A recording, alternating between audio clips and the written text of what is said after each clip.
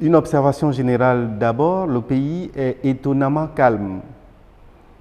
Nous avions une conjoncture politique, sociale, avant le 30 août 2023 qui était très chahutée. Mais depuis un an, le pays est calme, alors même qu'on sait que les transitions sont des moments potentiellement volatiles. Ça, c'est pour l'observation générale. La deuxième observation qui est un peu plus spécifique, c'est sur finalement le respect de l'agenda de la transition, du chronogramme de la transition comme on dit. Il y a un effort qui a été fait pour respecter ce qui a été annoncé. Et tout ceci n'est pas sans lien avec la confiance, parce que c'est ça qui permet aux Gabonais, puisque c'est eux les propriétaires de cette terre et qui ont le droit bien évidemment de donner leur point de vue par rapport à ce qui se passe. C'est ça qui permet aux Gabonais de maintenir un minimum de confiance par rapport à ce qui se fait, c'est-à-dire le respect de ce chronogramme-là. Et puis, il y a les problèmes. Puisqu'il y a des gouvernants, il faut bien qu'ils gouvernent en attendant que de nouvelles institutions soient instituées. Il y a des problèmes, certains sont résolus, d'autres restent entiers. Et donc, de ce point de vue-là, le sentiment est naturellement mitigé, même si, en une année, pour ce qui a été fait, c'est colossal. Un certain nombre de corrections ont été apportées, des petits programmes de ruelles sont mis en branle, mais bien évidemment, il y a le problème de la ICG qui reste entier et qui est pour le Gabonais un problème à résoudre, puisque visiblement on sent la frustration et l'agacement par rapport à ce problème-là.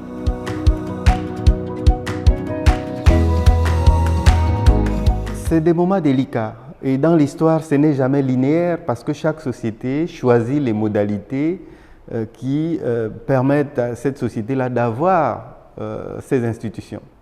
Ici au Gabon et pour cette transition, on a choisi de consulter le peuple, déjà pour des propositions et puis finalement pour adopter un texte consolidé en ce qui concerne la Constitution, et ce sera bien évidemment au travers d'un référendum.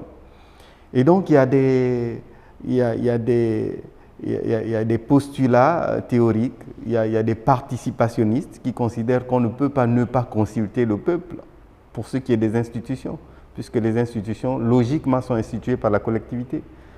Il y a des représentationnistes qui considèrent que bon, le peuple peut avoir des représentants et ces représentants-là peuvent fabriquer une constitution et l'adopter, puisque la société étant complexe, tous les Gabonais ne peuvent pas s'exprimer tout le temps, même quand c'est une simple loi. Et donc, je crois qu'on a choisi un mixte. Le peuple a pris sa part au travers des consultations, des contributions citoyennes, et puis les représentants des peuples, notamment le Parlement de transition, même si ces députés-là ont été nommés, prendra aussi sa part. Et au bout, il y aura un texte qui sera soumis à ce même peuple-là pour appréciation. Je trouve que là encore, du point de vue de la confiance, ce n'est pas mal. Mais il faut que les Gabonais votent en leur âme et conscience, simplement sur la base d'un texte qu'ils connaissent. Pour l'instant, ils restent en attente et qu'ils continuent de rester en attente parce qu'il n'est pas question de suivre des consignes de vote comme si on infantilisait ce peuple-là. Actuellement, la campagne n'est pas ouverte, donc il n'y a pas d'objet.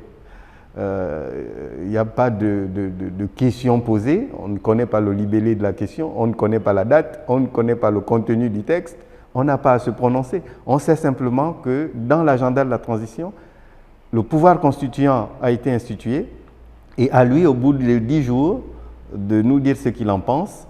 Et au bout du bout, on aura un texte consolidé et là seulement, la société pourra librement se prononcer ou le rejet ou l'adoption, mais c'est au peuple gabonais en dernier ressort de décider.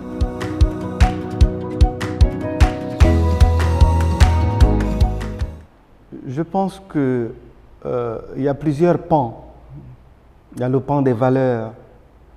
Et je prends pour exemple l'hymne national comme élément pour justifier cette tentative de réappropriation des valeurs à laquelle la société gabonaise se lance. Et donc, du point de vue des valeurs, je pense qu'on a suffisamment insisté depuis le début de la transition sur le fait que les valeurs, c'est important pour une société. Ce qui n'était plus franchement le cas plus d'une année avant. Et donc, du point de vue des valeurs, bien évidemment, le chantier reste entier. Nous n'en sommes qu'au début. Et donc, il y a un frémissement. Un frémissement. Et je veux bien retenir ce point-là comme quelque chose de positif, même si beaucoup reste à faire, puisque les vieilles habitudes ont la vie dure, j'imagine que ça prendra un peu de temps.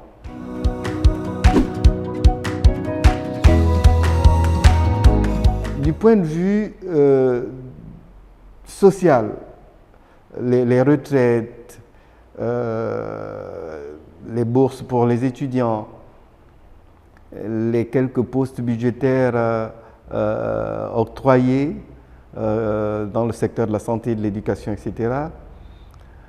Il y a aussi donc là un petit effort en une année, alors que pour le problème des retraites, beaucoup pensaient que c'était insoluble il y a encore un an. Il y a du point de vue de la souveraineté. Je prends pour exemple à ça en tout cas, la volonté des autorités publiques de rebooster un peu l'État en lui donnant les moyens de sa politique. Et donc, il y a quelques frémissements aussi, des recherches des pistes pour disposer d'un certain nombre de ressources. Ça aussi, il y a un effort qui est fait. Et puis, il y a avant, bien évidemment, la politique extérieure, il y a des problèmes pratiques auxquels sont confrontés les Gabonais, les routes, beaucoup reste à faire, même si au niveau des villes, quelques travaux sont faits, mais la route au Gabon reste un problème, l'eau reste un problème, l'électricité reste un grand problème. Et donc, sur ce plan-là, il y a certaines choses qui ont été faites, d'autres non.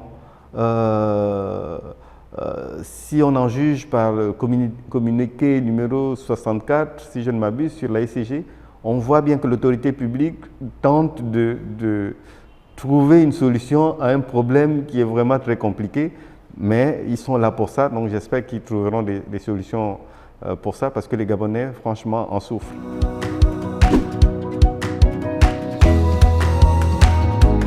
Il n'y a pas à proprement parler de révolution, mais ils ont fait l'effort, alors que le Gabon a failli être au banc des accusés, ils ont fait l'effort de maintenir le Gabon.